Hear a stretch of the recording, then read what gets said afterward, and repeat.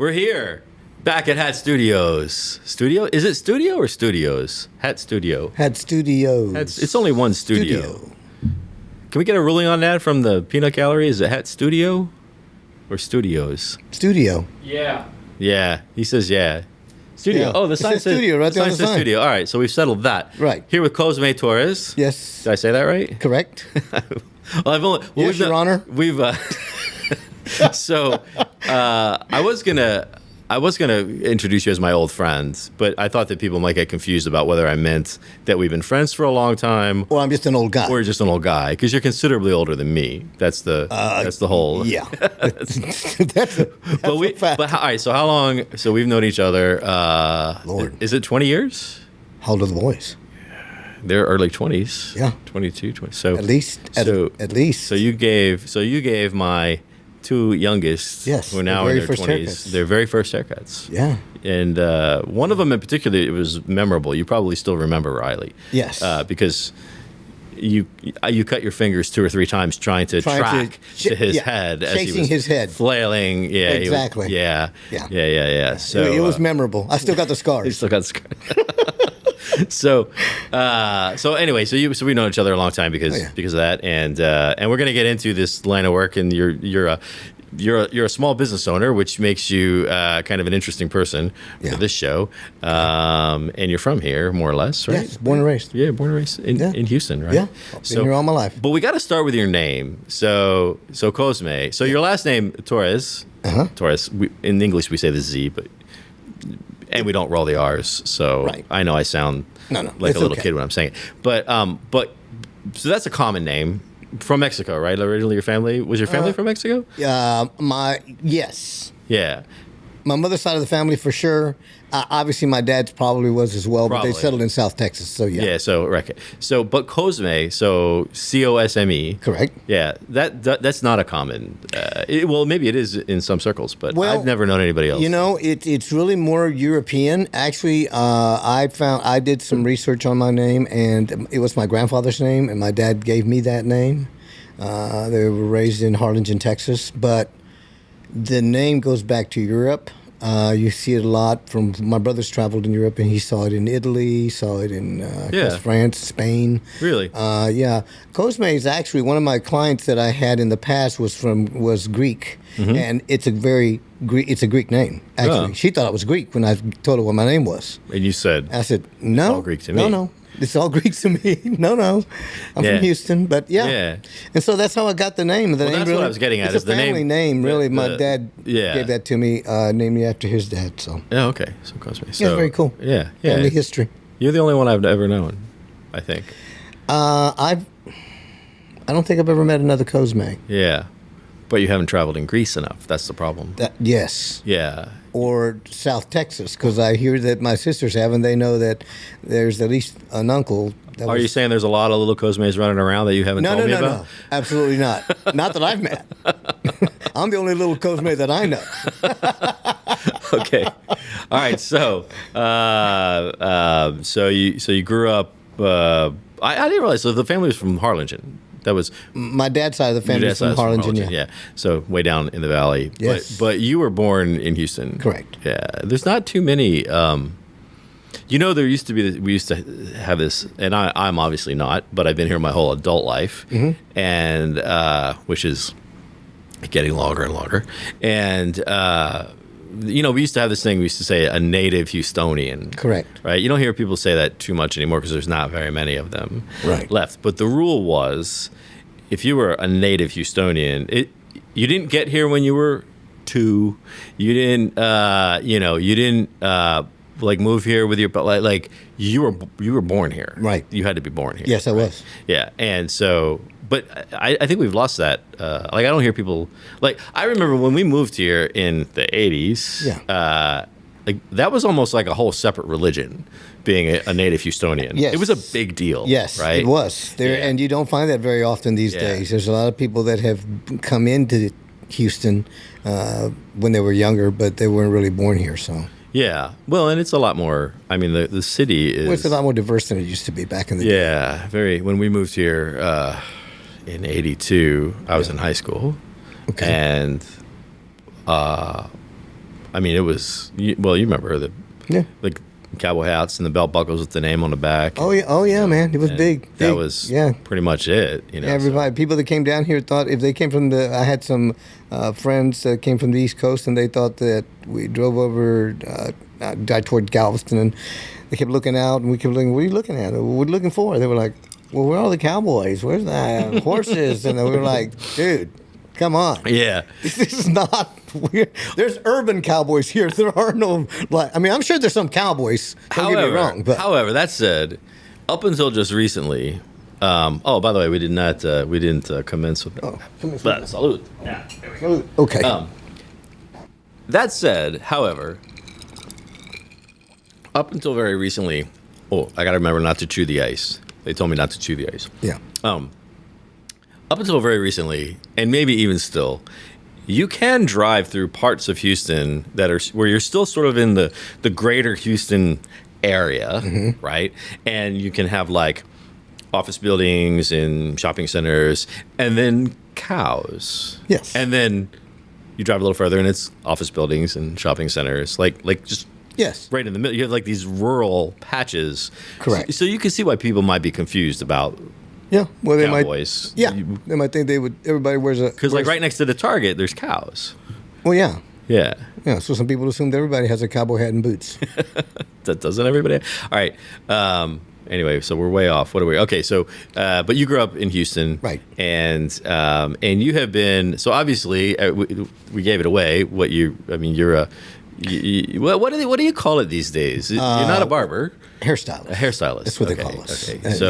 So I refer to you as my barber because yeah, it just sounds a little. It sounds a little bit more. Yeah, it's you're more comfortable with the barber. A little more manly, right? Yeah. So that's okay. So, but you've been doing this a long time, right? 45 years.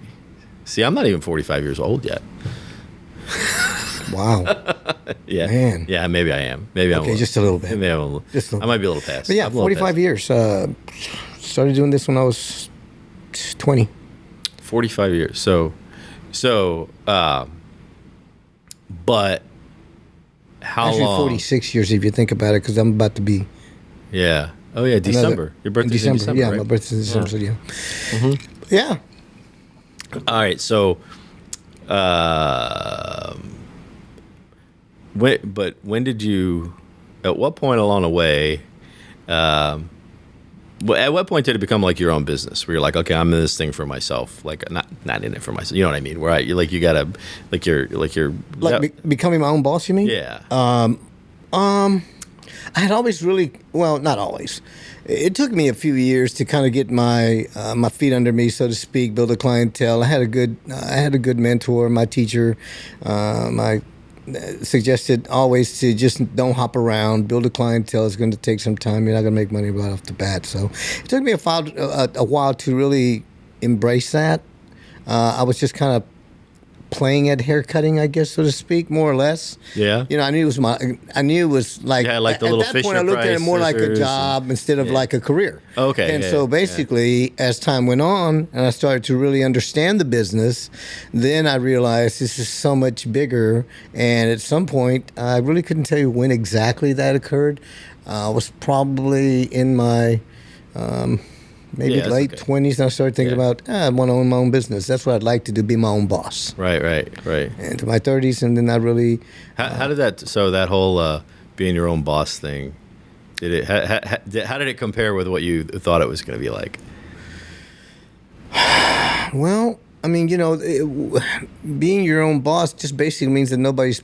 If you have a business... I have a business partner. So we basically could work off each other as far as ideas, things like that, of how we wanted to start our business up, what we wanted to name it, and how to go about getting all the right stuff, documents and whatnot. But being my own boss, I was looking at it as nobody pulling my chain and telling me what to do.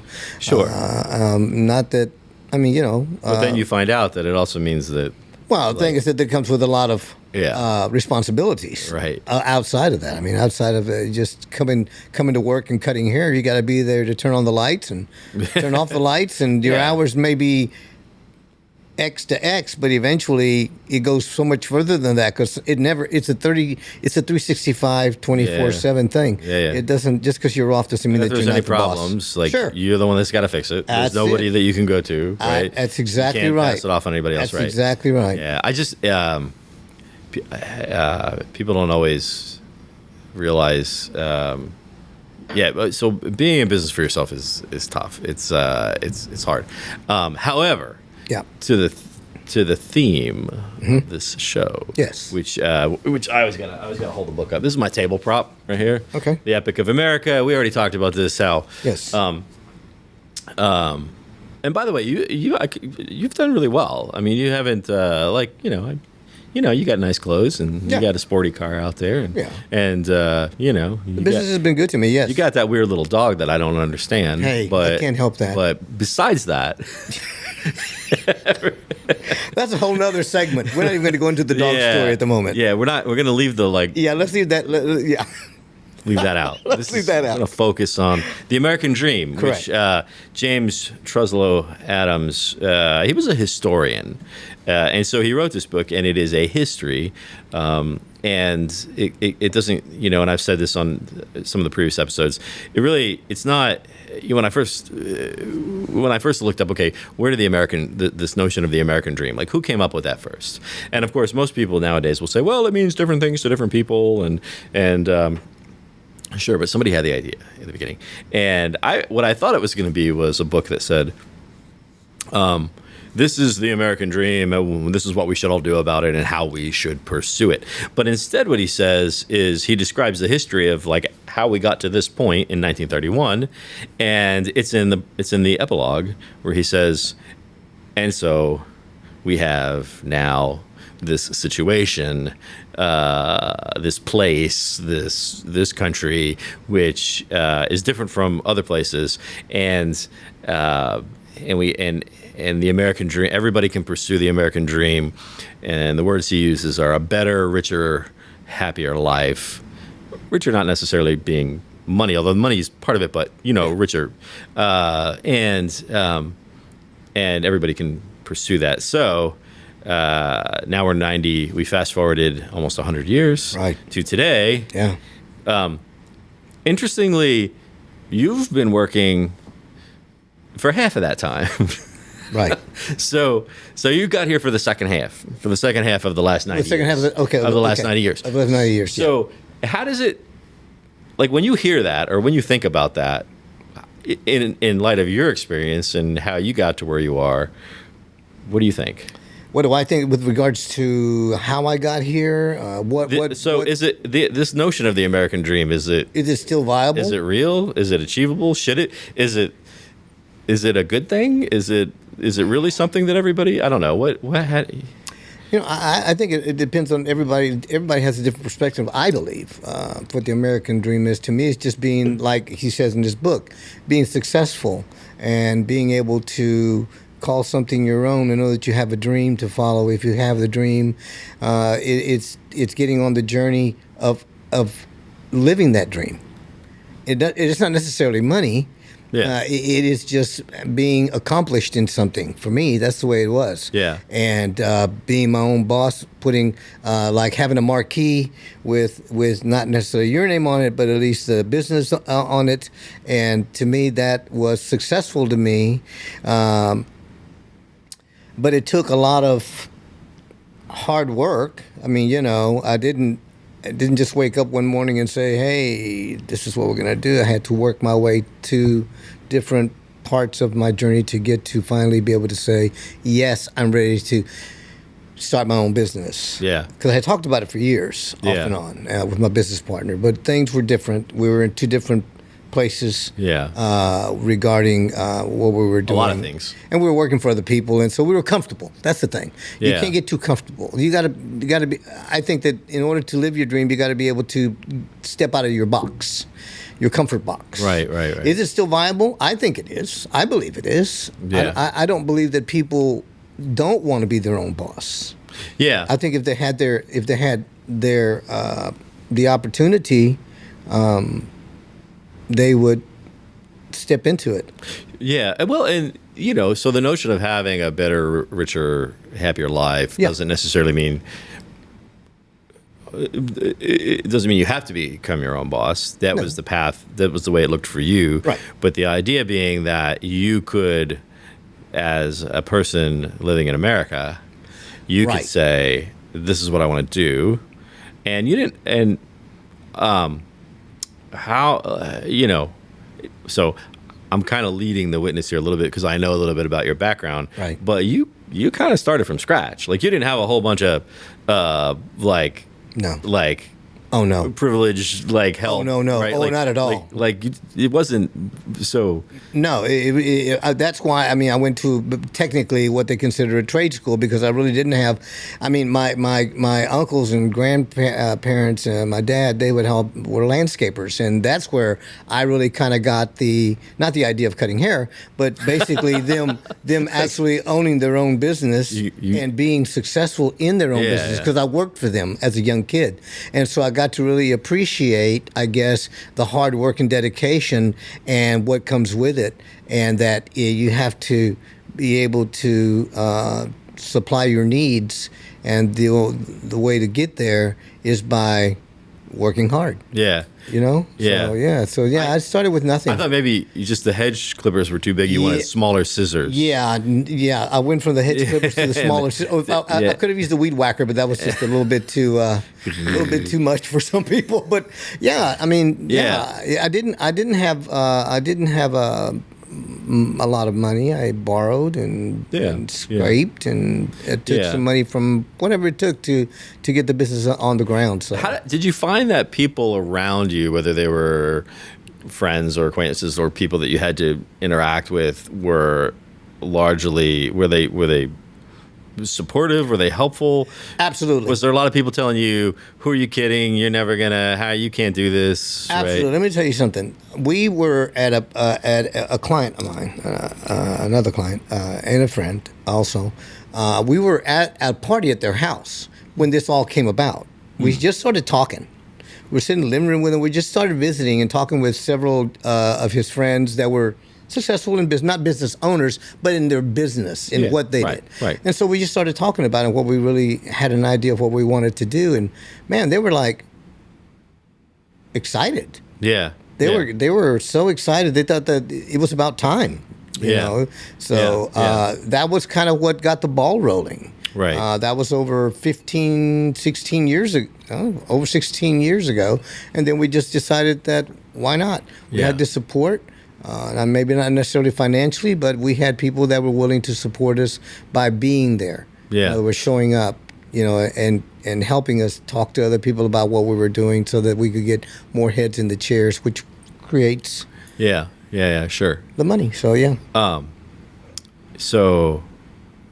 that's interesting. But if we rewind a little bit, that was 16 years ago. Yeah.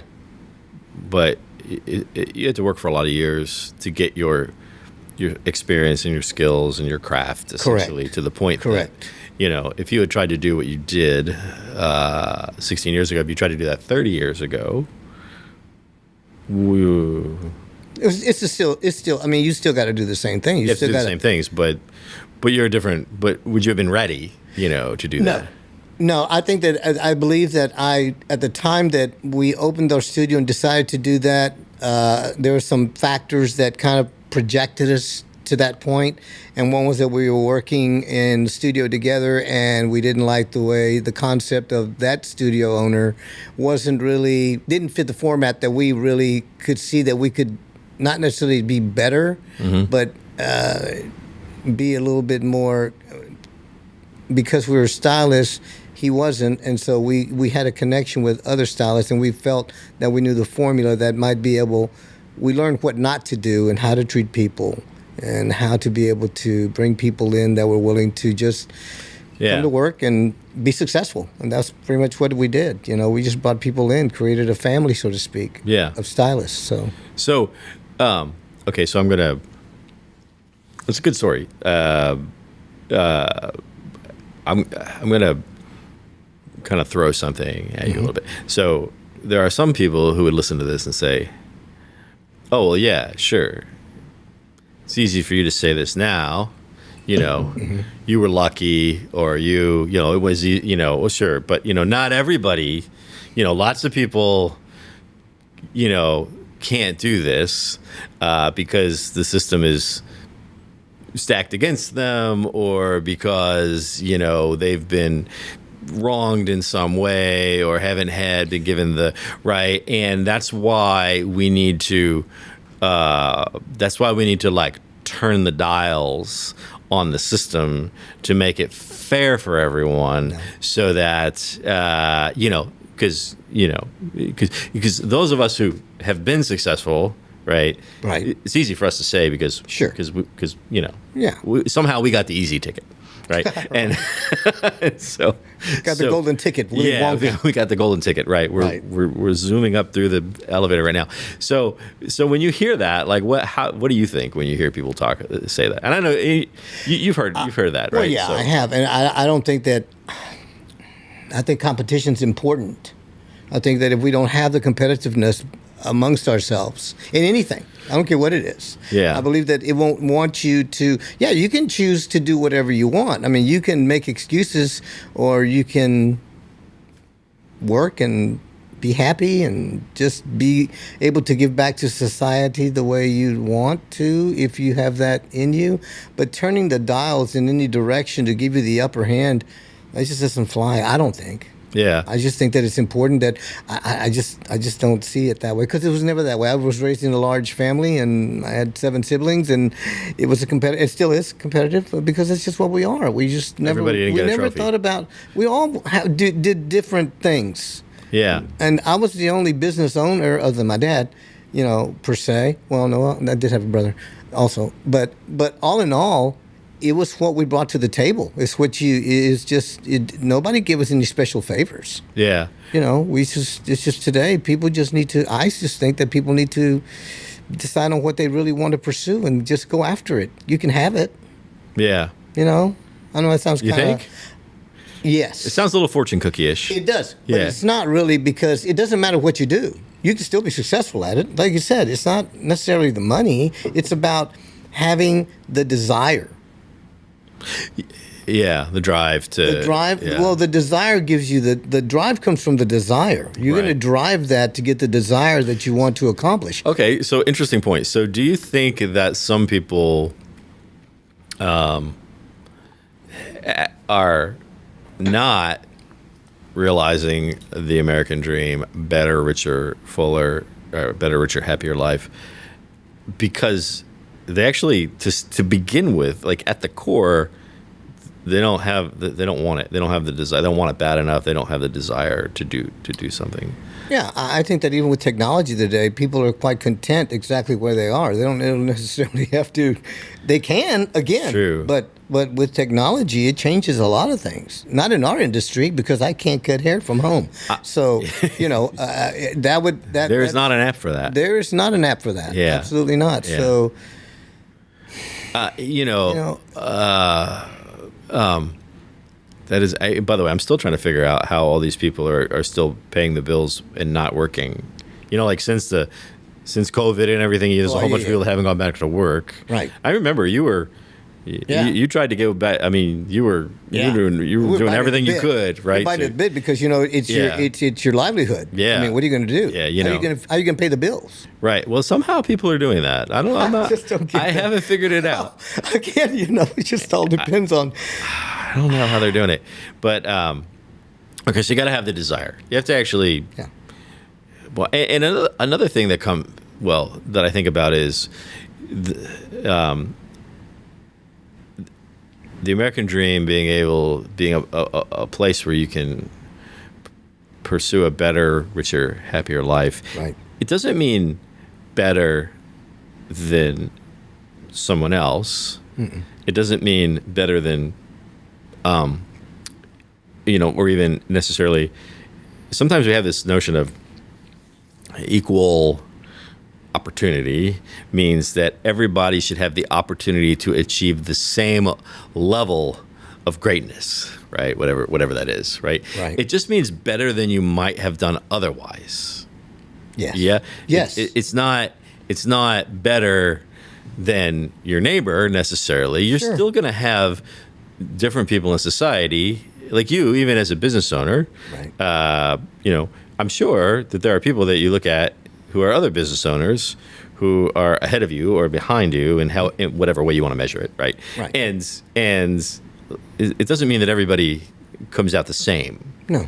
right? No, it doesn't. So Again, it's your pursuit. It's what you want. Your American dream is what your vision is, and what you decide is going to drive you to be better at whatever it is you pursue. I mean, I know it sound like I'm probably talking in circles, but that's just, to me, it's really just, it's not black and white. You do have to put the effort in, but this day and age, you haven't reached vice president status yet. No. In your circle talking. well, well, here's the deal.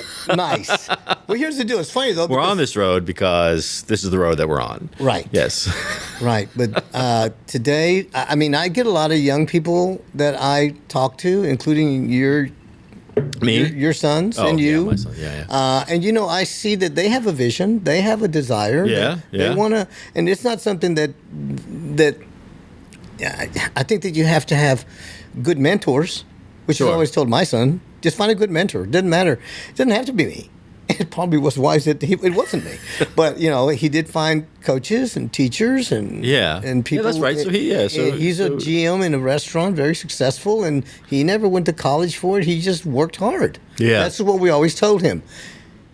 If you just put the effort in and don't make excuses, you'll be able to be successful, whatever you want. Yeah. Yeah. So something that's come up in a recurring theme in the episodes that we've recorded so far is the work hard thing keeps coming up. Yeah. The work hard thing. But and that is that's what this concept of the American dream was based on, was if you work hard, you can achieve whatever, right? Yeah. There's a lot of people today who would say, well, for some people, it doesn't matter if they work hard. They're not going to be able to because things aren't square. But the thing that you brought up, so I want to get back to that in a second. But the thing that you brought up that was unique that nobody has said so far is you gotta have to want it to start with. Yeah. Like you have to decide what it is going to be for you. Like you don't just fall into it. No. Right? You don't just. Well, some people might, but that's a whole different story. Yeah, but those are the exceptions, right? So you had to like go through the thinking and the deliberation and have just the what do I want it to be for me? Exactly. Right. That's at the end of the day, it's your name basically, your brand, so to speak. Yeah. That's a very.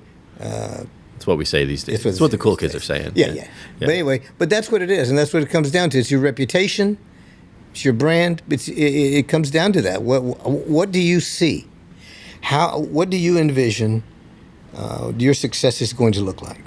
And so that's what I know. What I know is that's what you did. I just did. That's what I did, and yeah. It was never really. I always tell people that it was never really about the money. It was really about the owning it, and doing something, putting out a good product. That was awesome. That's what it was for you. Yeah, I continues to do that because I continue to love what I do, even though, even if I had to do it all over again, yes. Would I do it any different? I don't know. Maybe, but. Probably not. But what you've just described is kind of a template for, so you could take out cutting hair and put in anything else. Sure. The formula, right, is the same. You got to have a formula. Yeah. The what you described as I had to think about what do I want to be? What do I want to be known for? Correct. Right. What do I, yeah. That's a very different way of thinking than I should be able to have this because this is what everybody should be able to have. Totally different. Yeah. All right, so now I got to ask you.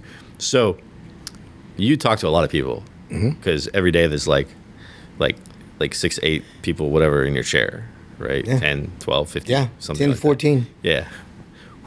Wow.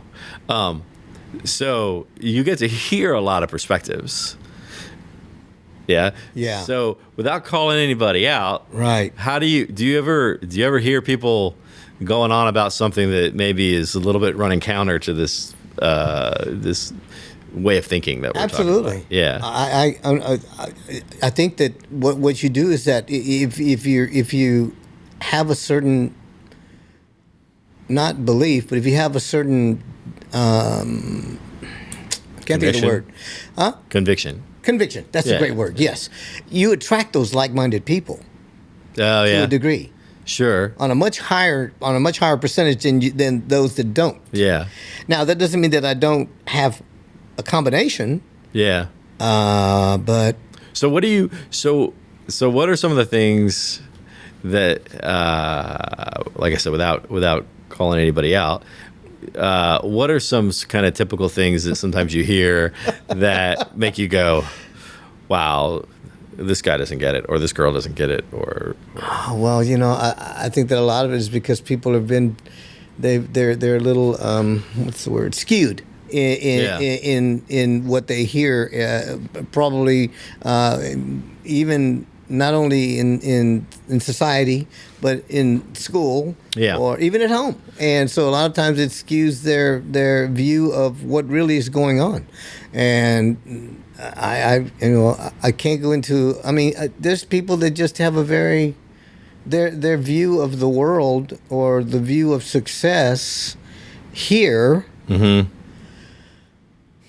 There's people that say, just as my brother used to say, "Gimme, here comes Jimmy," and then there's that society part of it is out there, and then there's the hardcore people that have been raised like I have, and they just see the world as a good place to be. Yeah. But there are people that have that view of. Do you think it's is it generational? So you know. No, I think it can be, and it could have been, because I look at my grandparents, my parents, myself, and then I look at my son, and then again, it can be generational because, and it depends on the age. Yeah. Some kids are sharp right off the bat. They get it. They get it. Yeah. But then there are others that are still trying to figure out what their role in life is. Yeah, and as you pointed out, they're not always getting good. Good material. They're not getting good. Right. They're not getting good material. No. So they end up thinking. And the reason why I ask you that isn't because I want to sit here and now let's make fun of the dumb people. Right. It's more like to see that contrast, right, and to say, and yet, so you and I can sit here and we can say all this stuff, and it makes very good sense. And I don't know why anybody would think anything different, but they do. Right. And you hear it in your world. I hear it to some degree in my world. Right. And sometimes I really can't figure it out. I really can't figure out, why do you think that way? Why do you think that that the notion of paying you for your performance, for what you've delivered, mm-hmm. is wrong? Right. I actually had somebody tell me one time, the company that some many moons ago, but not too long ago, because if you go back too far, nobody thought this way. But this young lady said, well, if this company is going to insist on performance-based compensation, I just don't think I can work here anymore. And I was dumbfounded. I didn't know what, how do you respond to that? Well, what other kind is there? I don't, Exactly. but in her mind, there was a different kind. There was more about paying for potential. I have the potential, so therefore, right? So when you hear things like that nowadays, listen, for us, we took in a lot of young girls from school to train them. Right. Our philosophy, and not our thinking, our philosophy on the basis of haircutting, coloring. We basically took them under our wing. And by the way, I need some work on the gray right here. okay, I can do that for you. After, yeah. Yeah. after this segment. But we tried to teach them the fundamentals. Yeah. Because when you come out of school, you've only been taught certain things, which are kind of hardcore. You got to kind of get out there and do and learn as you go. And so with them, we would try to advance them by teaching them when we felt they were ready by showing us that they were ready, basically by absorbing the material we were giving them and witnessing and watching them. Yeah. And then when they were ready, then they could go onto the floor and then they could start working on their clientele. Yeah. That sounds like a very sensible approach. That was a very important thing. The important thing was, the thing was is that it's something that they had to learn. You almost have to take their mind and not really change it, but just kind of readjust it a little bit. So adjust it from what? What did they think before you started the adjustment? Sometimes they before you took the wrenches to them. Well, because they're kind of they kind of learn just the basics, and then there's no real advancement until you can really learn in terms of their skills, their knowledge of their skills. Skill levels. But what about like their frame of mind? Their frame of mind, you really can't. You can't really change their belief, so to speak. Yeah. What they've learned at home, and what they've learned at school, and in the world, in society, they are who they are. But for us, it was more about your performance level when you're inside the studio. Yeah. This is what we believe in. But they listened to you and followed what and absolutely. They didn't say, well, they didn't say that's not going to work. I don't, why do I have to because we told them if you ever want to be successful in this, look, this is what I learned. What I said earlier, I'm going to go back to that. When I first was young and started in this industry, I looked at it as just like a job. Yeah. Because that's what I did. Right. But it's better than landscaping. Right. Yeah. Yeah. Yeah. I don't mean not more noble than landscaping. No. No disrespect to any of those that came before us that out there that are out there working hard every day. I appreciate those admiration. people. Yeah. Absolutely. But what I roofers are actually at the top of my list on that, by the way, because I tried to do a roof one time, and anybody who is a roofer, I've did some carpentry. No, those guys are amazing. Yes, they are. They're roofers. No, that's not my thing. Yeah. But the thing that I learned was my performance was up to me. I mean, how much did I want to learn? I'm still learning. So what you're describing there is just self accountability. Yeah. Like my. Yeah. How much do you want to make? You want to make X dollars? Or you want to make XX dollars? Yeah. You understand what I'm saying? Yeah. For us, the skill level is where you can pretty much kind of put a price on what your skill level is. Right. You know? Yeah. I mean, I can, And I would think that, this translates to pretty much probably anything else. Obviously, some things, if you wanted to. So if I said, for example, if I were the young Cosme, and I said, well, what I really want to do is I really want to design bridges. Well, I'm probably going to have to go to school for that. Right. Or I'm probably going to have to, like, that's not one of the, I have to have a set of, that's a different path, right? Yeah. I'm going to have to, I'm not going to be able to just say, walk into the local bridge building company and say, I'm here. Here I am. I'm ready to build some bridges, right? Or design some bridges. I'm ready to design some bridges. So depending on what you're deciding to do, and you had to acquire skills, but I guess what I'm getting at is the path to acquiring the skills might be different depending, and might take longer or shorter, depending on what you've decided is the thing that you want to do, right? I agree. But the philosophy is the same. Yeah, I think so. Yeah, it's not really. So it's what people say. It's the phrase that it's not rocket science. I was watching something one time. There was a guy. I think it was a podcast. Listening to a podcast, and the guy had a rocket scientist on, and he said, "So what do the rocket scientists say?" And they said, "Well, we say it's not brain surgery," and apparently the brain surgeons say it's not rocket science. That's good. Yeah. So anyway. All right. So what have we established here? We've established that I like this thing. So you hit on something different, which is the hard work thing comes up all the time. Sure. And I think that I think sometimes people don't realize that like what hard work really looks like, because our society has become more and more comfortable. Yes. In general, in spite of what you hear, right? And there are metrics that you can say, well, the level of affluence in America over the last 100 years has risen in terms of more people and their standard of life and things like this. It was not, it was not fun for a lot of people in the 1950s, right? It was not fun for some people, but it wasn't fun for a lot of people. Correct. And so things have improved. It's comfortable in the country for the most part.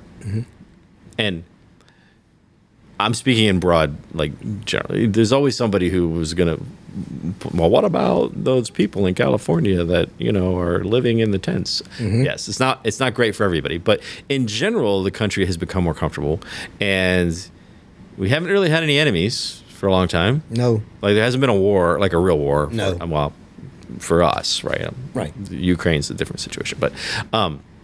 I've really had a war, even Korea and Vietnam, right, and Afghanistan and Iran. Like those were not, they were wars, and we had great heroic soldiers that went and fought those wars, but they weren't really felt at home, right? Like World War II was, like World War I was. Right. So it's been a long time, and then we had the Cold War. So for a long time, we had sort of this healthy fear of Russia and the communists, and the reason I say healthy fear is because kind of helps you maintain perspective, right? But now we're comfortable, and so which makes us a lot like ancient Rome in some respects. But yeah, I don't know. What am I trying to say? As society is becoming kind of more comfortable and stable, and we don't have so many external fears to worry about, leaving out that little COVID thing that happened a couple of years ago.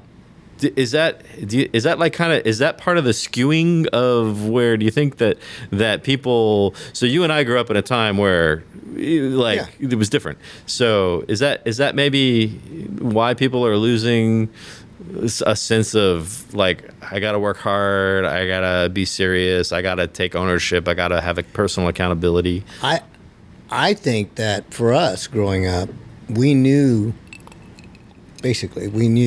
outside of our comfort zone here in the U.S., we knew who our enemies were. Yeah. That was very black and white. Yeah. There wasn't any question. No. Now, people get too comfortable, and it could create a weakness that, and I think that's what's happening, actually. I think that too many people are given too many, what's the word? Yeah. Get out of jail free cards, so to speak. Yeah. Okay?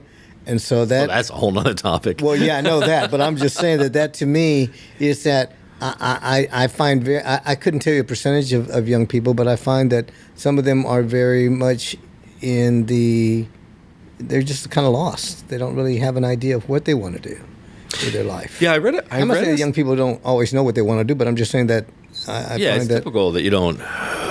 Well, okay, so there's a difference between knowing what you want to do and knowing that you want to do something, right? You know what I mean? So, like when we were young, maybe we weren't sure what, or maybe we changed our minds, but we always knew that we wanted to do something. Yeah. I think so. Most people. Yeah. But I read something the other day that said some statistic.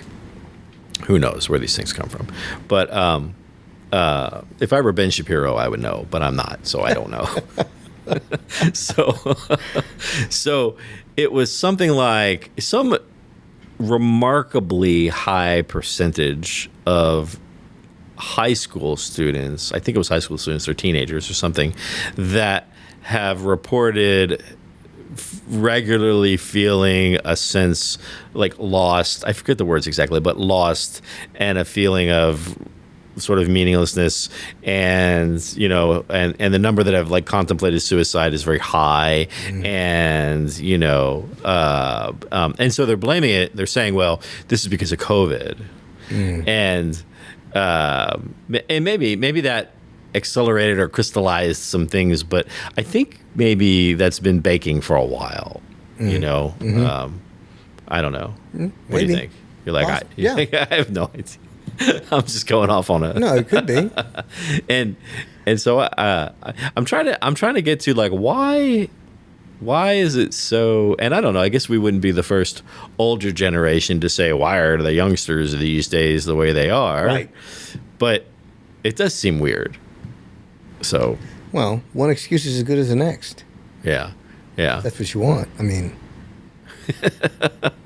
It's out there. It really is. I mean, the opportunity's here.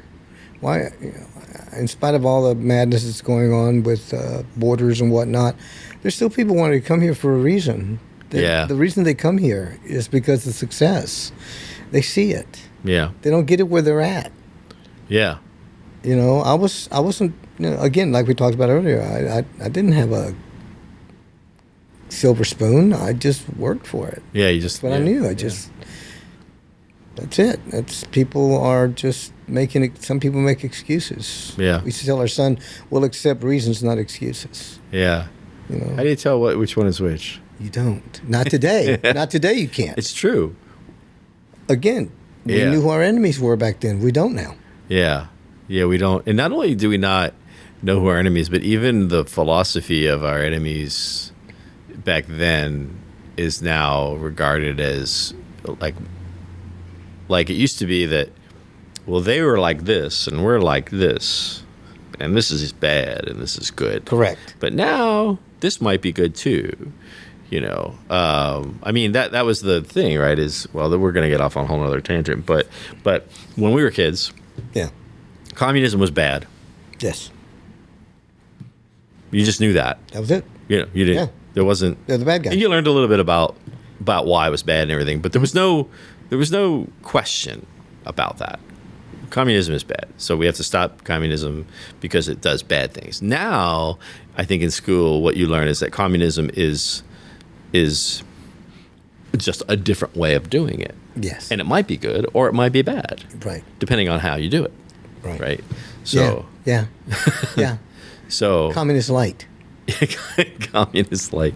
You just have the right intention. All right, that's another episode. So, any other like nuggets of goodness that you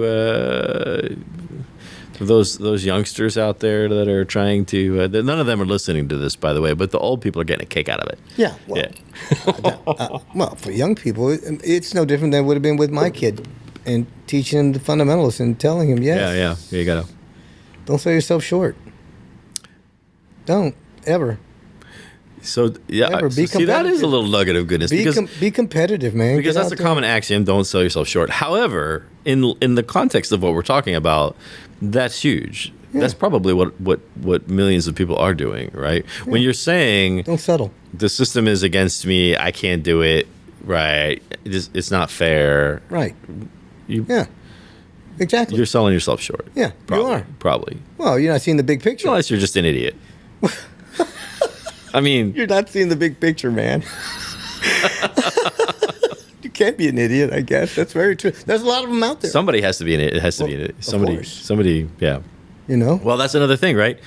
Not everybody is as smart as everyone else. There are some people who are smarter than other people.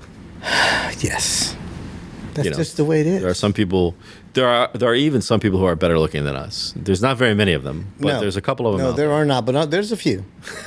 I'll give them that. All right, this is a good place to wrap up. So, hey, thanks for. Hey, by the way, how do you like the studio? It's good. I love the studio. Yeah. This has been really great for me. I really appreciate it. I've never done a podcast, so can't say that anymore. I know. So next time you'll be even better. I think so. Next time I'll actually dress up. I'm just kidding. In 20 years, I've never seen you dress up. All right, cool. All right, man. Cosme Torrez, thank you. Michael O'Sullivan, it has been my pleasure. Thank you so much for having me here and asking me to be a part of this. Yeah. All right. All right, man. That's it. We're done.